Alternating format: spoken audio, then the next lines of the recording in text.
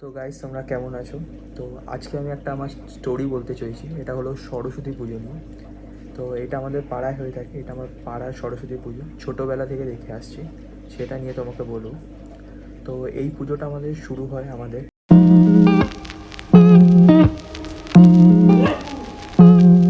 এখানে কুকুর ডাকছে চারিদিকে, আমি বুঝতে পারছি না কি হচ্ছে।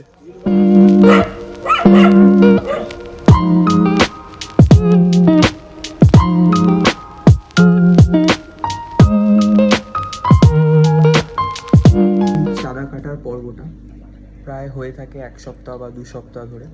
তারপরে আমরা 2 সপ্তাহ পর পুজোর আগের দিন আমাদের যেতে হয়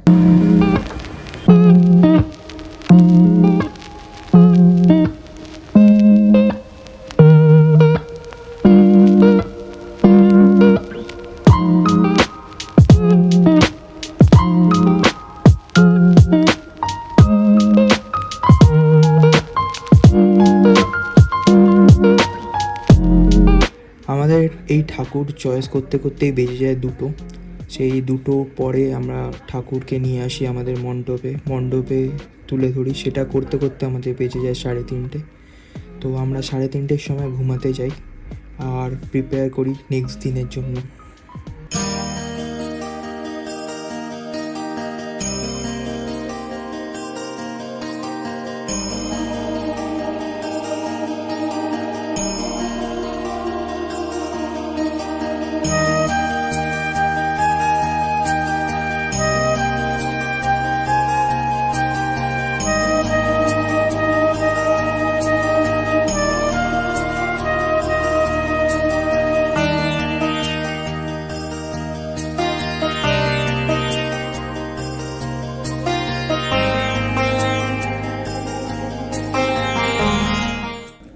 পুজোর পরেই শুরু হয় আমাদের প্রিপারেশন।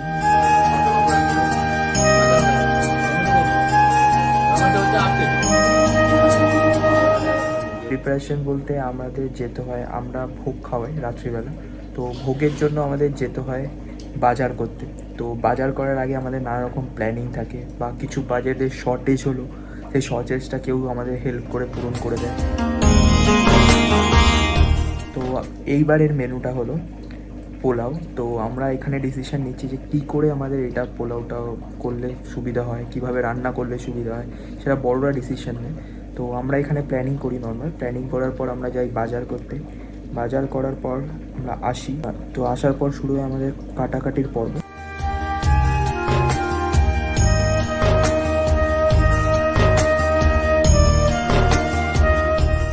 বড়রা আছে, তারা সেই রান্নাতে সাহায্য করে।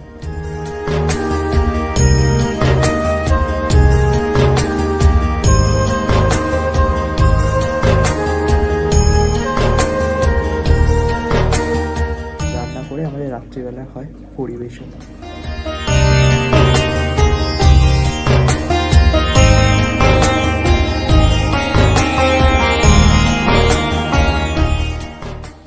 এটা নিয়েই আমাদের আজকে পুজো শেষ, এই ফটোটা নিয়ে। তো এখানে অনেক কেউ থাকতো, বাট এখন আমাদের এই কজন মিলিয়ে আছি। তো তোমাদের সাথে দেখা হবে ভাসানে।